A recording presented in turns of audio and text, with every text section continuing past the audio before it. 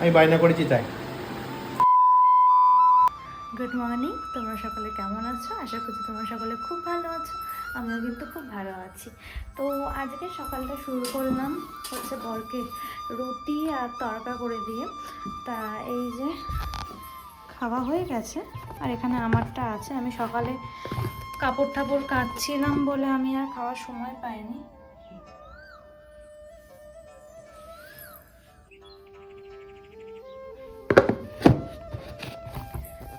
তো অনেক জামা কাপড় আজকেও, তো জামা কাপড় কাচা তো হয়ে গেছে।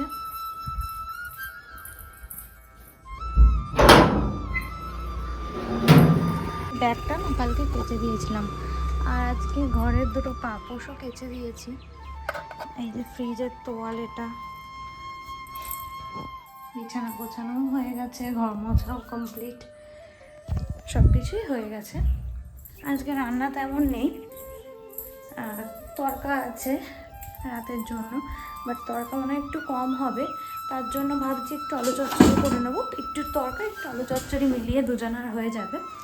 আর করতে হবে মাছ, শুক্তো আছে কালকে, মাছ আমার বর ভাজা খাবে বলেছে, তো ওটা ভাজা করে দেবো। আমারটা একটু মাছের কালিয়া করে নেবো, পেঁয়াজ আদা রসুন একটু দই ঠই দিয়ে কালিয়া করে নেবো, টক দই দিয়ে।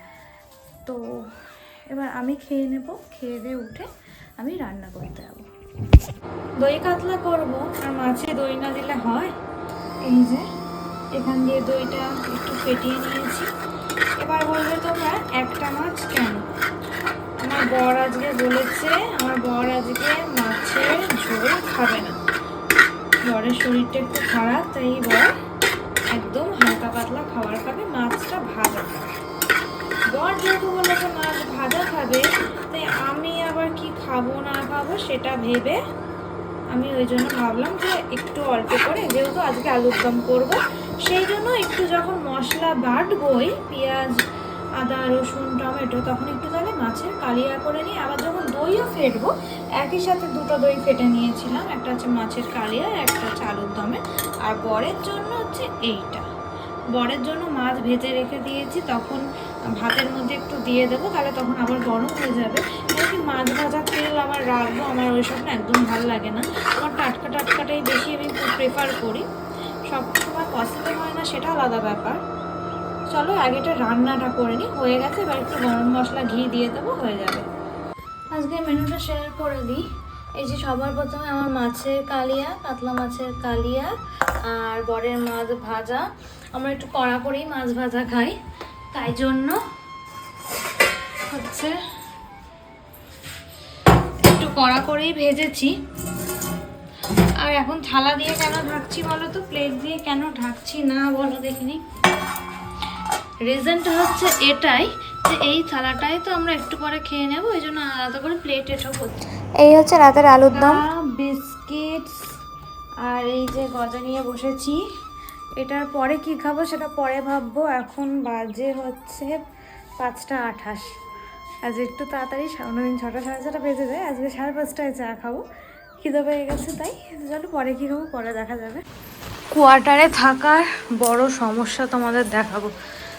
এখন বৃষ্টি হচ্ছে, এই ওয়ালটা তো তোমরা দেখতেই পাচ্ছ, এটা পুরো ভেজা, বাইরে মেঘ ডাকা সাউন্ড শুনতে পাচ্ছ। এবার দেখো দেখো এখানে পুরো কিন্তু সিল করা প্লাস্টিক দিয়ে, ঝড়ের চোটে কি হয়েছে দেখো, এখান দিয়ে কিরম পরিমাণে জল লিক করছে দেখো।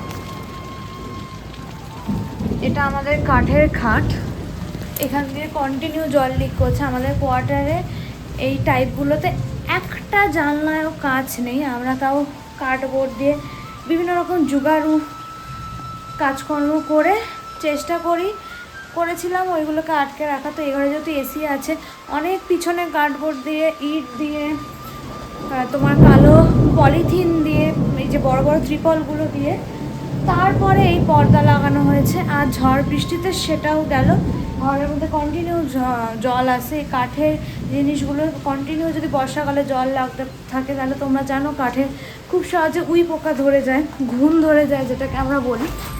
এর কোনো উপায় নেই, এই বিষয়ে কিছু বলাও যাবে না। আমার সন্ধ্যা দেওয়া ডান।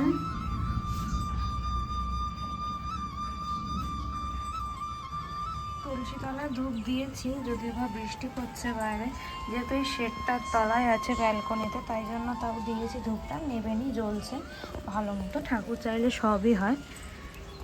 বাইরে পুরো অন্ধকার, যেটুখানি আমাদের লাইট দিয়ে আলো আসছে ওইটুখানি, দূর দূরান্ত অন্ধকার। ফুট করে পেটাই পরোটা রেসিপি হয়েছে। কেন হয়েছে? আমি বায়না করেছি তাই। গরম গরম পেটাই পরোটা। তো আজকের ভিডিওটা আমি এখানে এন্ড করছি। তোমাদের ভিডিওটা কেমন লাগলো অবশ্যই জানাবে। আবার দেখাবে নেক্সট কোনো ব্লগে।